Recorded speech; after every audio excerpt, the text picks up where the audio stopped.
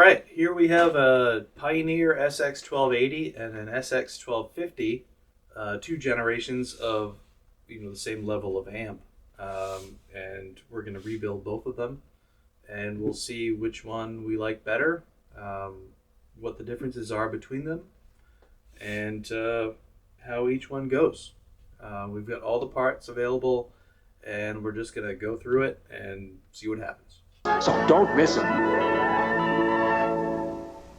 New England Music has become Maine's #1 leader in stereo sales and service. Fair pricing, product knowledge, and honest value. Now New England Music offers you the best of another recognized leader. All right, we'll start with the 1280. See what it looks like on the inside.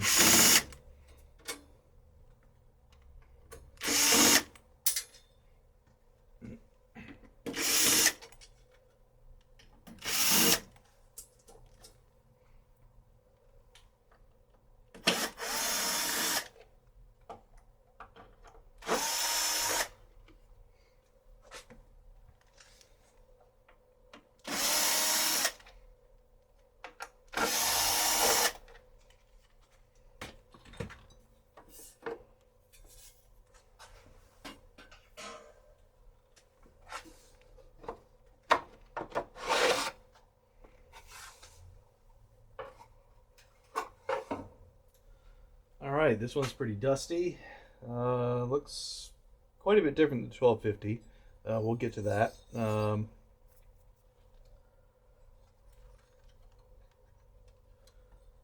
The power supply's over here, for instance. The 1250 will be here. We'll see that in a minute. We'll cut that in. So we're going to pull this out. Lots of caps on here to get changed. Amp boards. Also a bunch of stuff to get changed, so we'll see how that goes, and obviously there's a bunch of cleaning to do, so we'll find out what happens. All right, let's see what the 1250 looks like.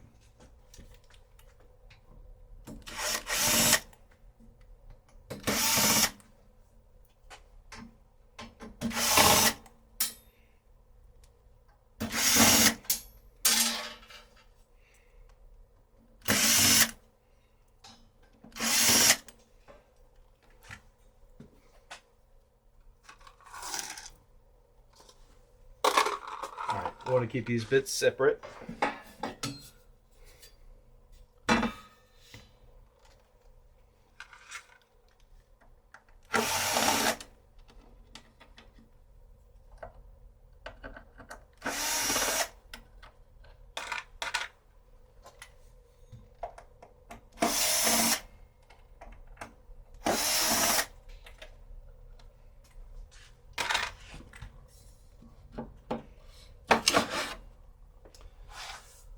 All right. 1250 has some more covers for different things, mostly tuner stuff on here. Power supplies over here and over here, so we get a couple different boards that'll come out a little bit easier to work on than 1280, honestly. And the 1250 uses more traditional style transistors. We'll get into that when we get into the 1280. But we'll see what happens there. This one's, equally as dusty, but we'll take care of all that. Yeah, bunch of stuff. Yeah, some caps here that are clearly overheated. Bunch of stuff that needs to get changed out. So, I mean, a rebuild is really advisable on any of these that you find. They unfortunately used a lot of sort of under-spec parts in these, especially transistors, so the transistors need to get changed out for something a little bit more robust if you want to keep these in the long term. So we'll start pulling stuff out of this. We'll start with the 1250 overall and see sort of how it evolved into the 1280. Yeah, stay tuned. All right, I've got my long screwdriver here, and we're just gonna take these covers off, these brackets that hold the boards in.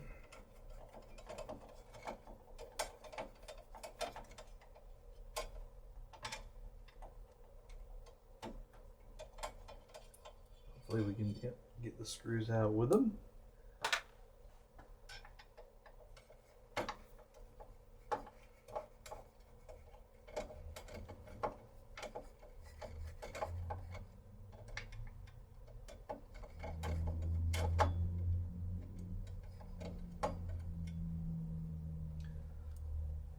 All right.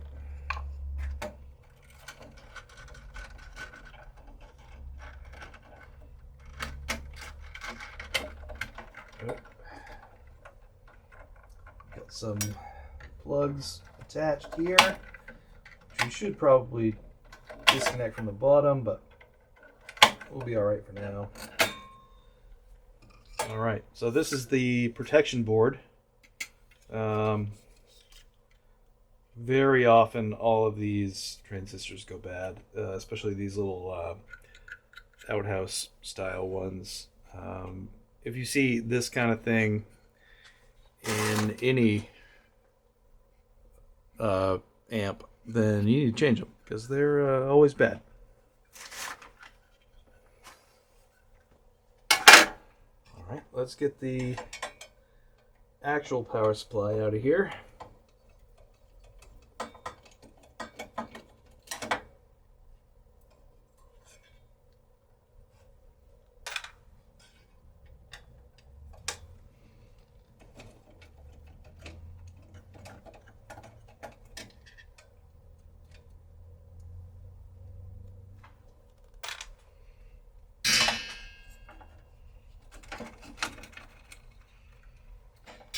Right, we've got plugs we need to disconnect down here.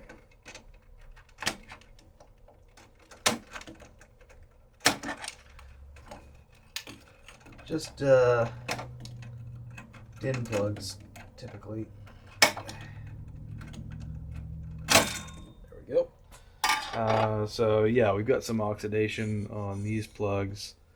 We can see these caps have heated where their shrink wrap has exceeded the top. That's not good. That guy too. So this needs a full recap, probably new transistors. We have the full rebuild kit available for these, so we'll take care of that. So yeah, that'll be one thing. Amp boards are completely different, so those will disconnect from the transistors, like so. This is the input output, so take care of that. This is the temperature reactive diode, which will adjust bias based on how hot the thing gets.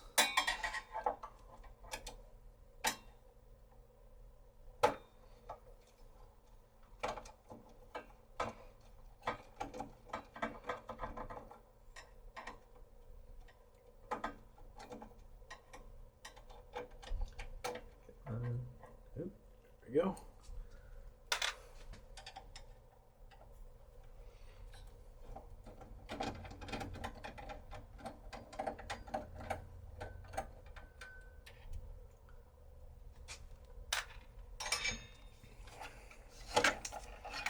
All right, here comes the amp driver board. A couple of plugs in the bottom, which are the input outputs.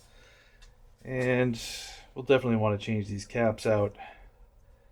Most of these transistors are going to get changed out. Looks like someone's been in here before. I don't think these are original, so we'll check that out too. So that's 1 amp board.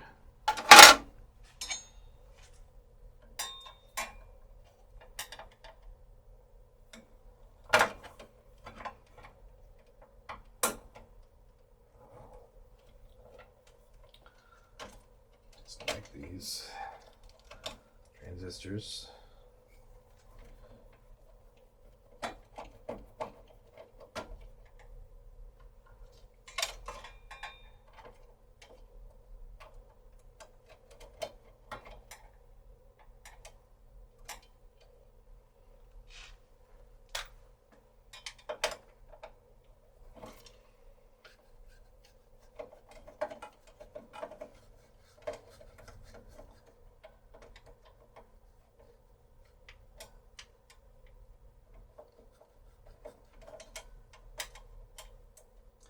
Now, the 1250 at the time was the most powerful amp that Pioneer made.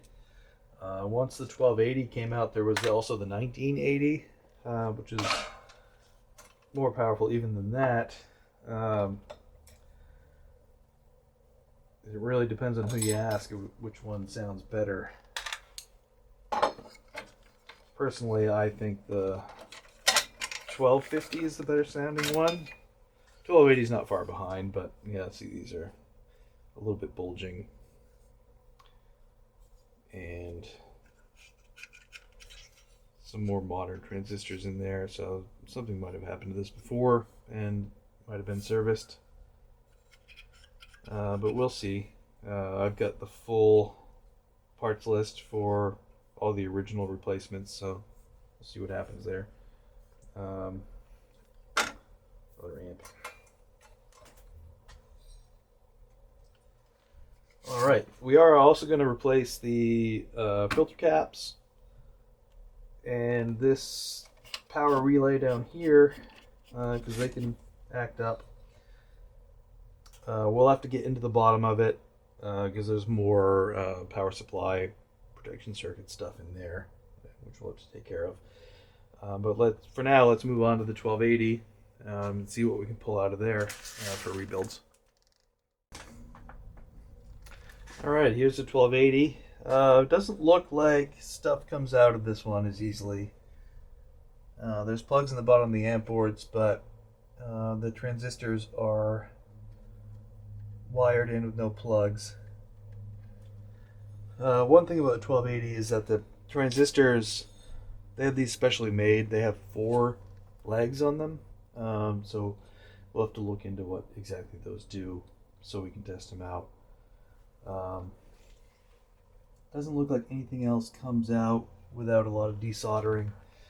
So the 1280 already is much more of a pain to service than the 1250, and we'll sort of see how that goes. Everything's going to have to sort of be done in chassis, unless I take all the transistors off, which I don't really want to do, but alright, well, yeah, we'll see what happens. Stay tuned for part 2, where we're going to start with the power supply and protection boards of each amp, which are the typical failure point on these. The amp boards are normally okay. They could use rebuilds for the best sound quality, but usually if you have issues with them, it's the power supply and protection boards that cause the problems. So part 2, we're going to tackle these in both the 1250 and the 1280, compare them to each other, and see what happens then.